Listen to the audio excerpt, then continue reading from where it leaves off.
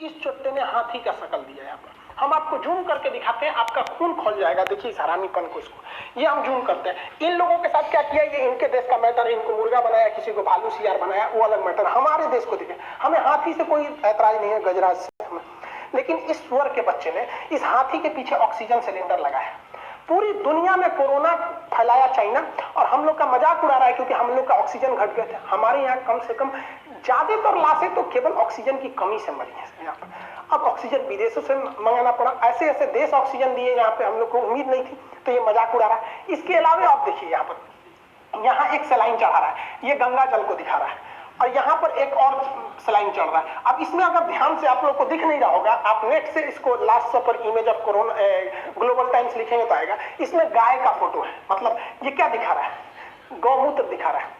और जब हरामीपन कर, भारत में हिंदू की आस्था है, ज्यादातर मेजोरिटी यहाँ है, वो गोमूत्र कोई प्यास बुझाने के लिए नहीं पूछते हैं, उनकी आस्था है किसी के में उसमें नहीं जाना चाहिए, इससे सेंटिमेंट्स हर्ट होते हैं। अब यहाँ गंगा जल चढ़ा रहा है, अरे भाई साहब हमारे यहाँ आस्था है, कोई गंगा जल में विश्वास करता है तो कोई आबे जमजम में विश्वास करता है। तो इस तरह का मजाक, वो भी वो देश जो कोरोना फैलाया पूरी दुनिया में, उस हरामी के बच्चे ने दिखाया कि इस तरह की मीटिंग से कुछ होने वाला नहीं है चाइना को। उसकी सरकारी मीडिया इतना हिम्मत कर सकती है, क्योंकि चीन की मीडिया जो लिखती है वो ये माना जाता है कि चीन की सरकार के कहने पे लिखिए, क्योंकि वहां मीडिया का पूरा कंट्रोल है। लेकिन भारत की मीडिया स्वतंत्र है, लेकिन इनको आपस में लड़ाने से फुर्सत नहीं मिलता है। अकलेल बकलेल को दुगों को बैठा के आपस में लड़वाएगा सब। इस तरह का मैगजीन क्या हमारे फ्रंट पेज पे छप सकता है? Father of corona, father day के दिन सबसे अच्छा इमेज अगर कुछ हो सकता है तो ये हो सकता है। हमारे न्यूज़पेपर पे ये छपना चाहिए कि चाइना का बेटा जो कौन, ये शी जिनपिंग का बेटा कोरोना है, इससे अच्छा फादर कौन हो सकता है? इसका बेटे ने पूरी दुनिया में तबाही मचाई। लेकिन नहीं, हम लोग चाइना का नाम आता है तो सोच समझ के काम करने लगता है। हम लोग को भी एग्रेशन दिखाना चाहिए।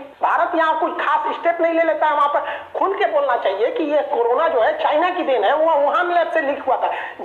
जब श्रीलंका में हो रहे अत्याचार की जांच एलटीटी के खिलाफ यूएनओ में हो सकता है, आतंकवाद के खिलाफ जांच यूएनओ में हो सकता है, हमास इजराइल का मामला, इजराइल ने कितने रॉकेट मारे, कितने मिसाइल मारे, इसकी जांच अगर यूएनओ में हो सकती है, तो बताइए कोरोना की वजह से चाइना ने इतना कोरोना फैलाया, लाखों करोड़ों लोग की जान गई, इसकी जांच क्यों नहीं होगी यूएनओ में? और अगर यूएनओ जांच नहीं कर सकता तो भाड़ में जाए साला, यूएनओ किस काम का है? यहाँ हमारे यहाँ लाशें बिछ गई, और हम लोग के भारत के किसी बड़े नेता को आप नहीं देखे होंगे जो खुल के चाइना का विरोध किया होगा। चाइना हर जगह अपना दादागिरी दिखा रहा है, वो अमेरिका को कॉम्पिटिट करना चाह रहा है चाइना, जबकि हमारे यहाँ सॉफ्ट नीति चाइना के प्रति, चाइना के नाम आते एकदम सॉफ्ट नीति हो जाते हैं। ऑस्ट्रेलिया ने कहा जांच होना चाहिए, ब्रिटेन और अमेरिका ने कहा जांच होना चाहिए। कभी सुने भारत के किसी बड़े पद पर हमारे प्रधानमंत्री को ये आलोचना करते हुए कि ये खुल के बोलते हुए कि वुहान लैब से निकला? इसमें क्या डर रहा है भाई? जबकि हमेशा उसको फायदा होता है, व्यापार से बंद होगा व्यापार, उसको घाटा हो जाएगा। लेकिन नहीं, मोदी जी भी जब गुजरात के सीएम थे उस समय इतना एग्रेसिव रहते थे, भाषण देते थे कि चीन को ऐसे सबक सिखाना चाहिए। अब तो खुल के स्टेटमेंट नहीं देता है। हमारी सीमा पर चाइना घुस गया, जब उसकी बड़ी टेंशन थी, चर्चा थी, उस समय और उसी इश्यू को लेकर के हमारे फॉरेन मिनिस्टर चाइना गए। चाइना जाके क्या बोले? And he made a statement that he likes Beijing so much that he wants to stay there. ये हिंदुस्तान के फॉरेन मिनिस्टर के पराक्रम है। चाइना आपके यहाँ घुस जा रहा है, आप बातचीत करने के लिए गए हैं और वहां कहते मुझे बीजिंग इतना अच्छा लगा, मैं वहीं रह जाऊं। क्या मेरे देश का विदेश मंत्री बीजिंग की आरती उतारेगा क्या? हम लोग मर रहे हैं, कितने लोग, गंगा में लाशें बह रही हैं चीन की वजह से। कोरोना हम लोग की देन थोड़ी है। शुरुआत में ही चुट्टा बोल देता अगर वो 2019 में ही कि ये ह्यूमन टू ह्यूमन फैल रहा है तो हम लोग बैन लगा देते लोग चाइना के ट्रेवल पर। लेकिन नहीं, और हम लोग एकदम आराम से चाइना नाराज ना हो रहा है, चुट्टा कहीं का। उसको ट्विटर पे पूरा दुनिया को तो हम कहते हैं कि चाइना को मतलब एक सबक सिखाना चाहिए, फाइन लगाना चाहिए, साला इतना जान गया है वहां पे चाइना से। आप बताइए क्या भारत सरकार को एग्रेशन लेना चाहिए कि नहीं लेना चाहिए?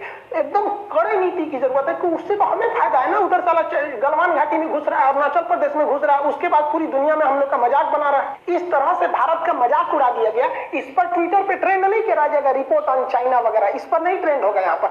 हम तो कहते हैं इस पे भी धज्जी उड़ाना चाहिए ताकि पूरी दुनिया से ये ट्रेंड होना चाहिए कि चाइना को उसकी समझ में आए। चाइना में ट्विटर वगैरह नहीं चलता है क्योंकि उसको पता है कि अगर चाइना ट्विटर फेसबुक चालू कर दिया तो वहां के लोग जो बहुत खुश होते हैं उनको समझ में आ जाएगा कि आजादी क्या होती है। जैकमा थोड़ा सा बात बोले थे कि चाइना की सरकार मतलब बहुत स्ट्रिक्ट होती है, जैकमा को गायब कर दिया ससुरा। कहाँ चल गए जैकमा? अली बाबा के एशिया के सबसे अमीर आदमी बनते थे। हमारे ऐसा आजादी थोड़ी है, हमारे यहाँ कोई मर्यादा में रह के प्रधानमंत्री से लेकर कुछ भी बोल सकते हैं। यही तो भारत का लोकतंत्र है। हवाई चप्पल पे चलने वाला आदमी हवाई जहाज में घूमने वाला प्रधानमंत्री को बोलता है। हाँ, आप मर्यादा में रह के कुछ भी बोलेंगे, कोई कुछ नहीं कर सकता है। अब क्या है कि एकदम अंध विरोधी बन जाइए या तो अंधभक्त बन जाइए। अंधभक्त बनिए तो कुछ कमी न सुनाई दे, अंध विरोधी बनिए तो दिन रात गरियाई कीजिए, ऐसा भी नहीं होना चाहिए। लेकिन हाँ, चाइना को उसका सबक सिखाना जरूरी